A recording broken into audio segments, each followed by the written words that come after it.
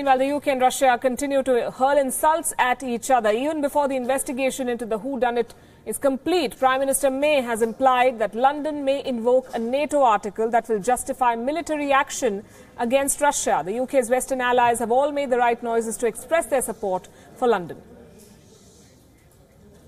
La France est solidaire du Royaume-Uni dans ces circonstances qui sont des circonstances d'une extrême gravité. And this is what the North Atlantic Treaty Organization, or NATO, had to say. Attack in Salisbury happens on the backdrop of a pattern which we have seen over many years. And yet, Western analysts are urging caution. Some have scathingly called UK Prime Minister Theresa May's implied threats to launch NATO military action against Russia hot air. There are many reasons for this skepticism. The spokesman for the government of France has called the nerve gas attack in Salisbury, quote-unquote, a very serious act, but he said that Paris will decide on its actions only, and I'm quoting again, once the elements are proven.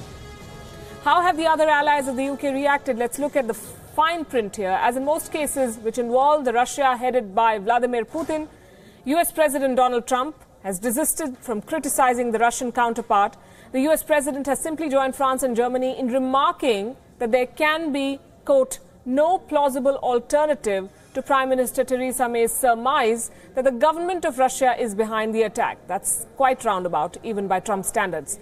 But each of these countries has their own binding relationship to Moscow, and that's something that we need to focus on. Germany, for instance, can hardly afford to throw in its lot with an aggressive United Kingdom. This is because nearly 40% of Germany's oil and 35% of its gas is imported from Russia.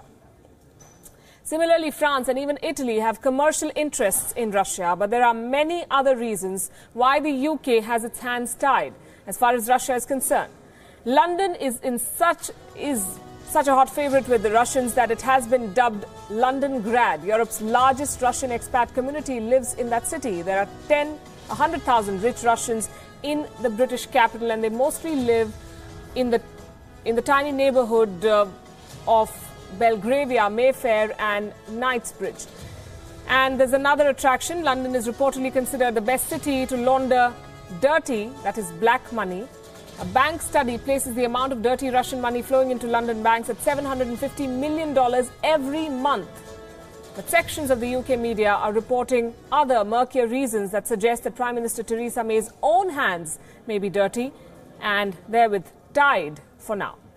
Prime Minister May's own position, reports say, is murky. Rich Russians donate to her Tory party and enrich the UK's professionals like accountants and lawyers. There is a network of Russian criminals who work with local gangs. But Prime Minister May reportedly knew all that when she was Home Secretary in 2010, and yet she tried to delay an inquiry into the killing of ex-agent Alexander Litvinenko, citing bilateral ties with Russia as a reason. And when she was the UK's immigration minister, she had granted citizenship to any Russian who laid down 2 million British pounds. So is the world going to back the UK? The NATO chief told a press conference that Britain has not yet invoked Article 5 of the NATO treaty, which would justify military action against Russia. But the question is, will London do so? And then would European nations, whom Ms May's pro-Brexit ministers have called, quote-unquote, gangsters, really risk a war with the mighty Russian Federation merely as a goodbye present to the United Kingdom? The coming days will throw light upon those and other aspects and hopefully clear the mystery of who attacked Sergei and Julia Skripal.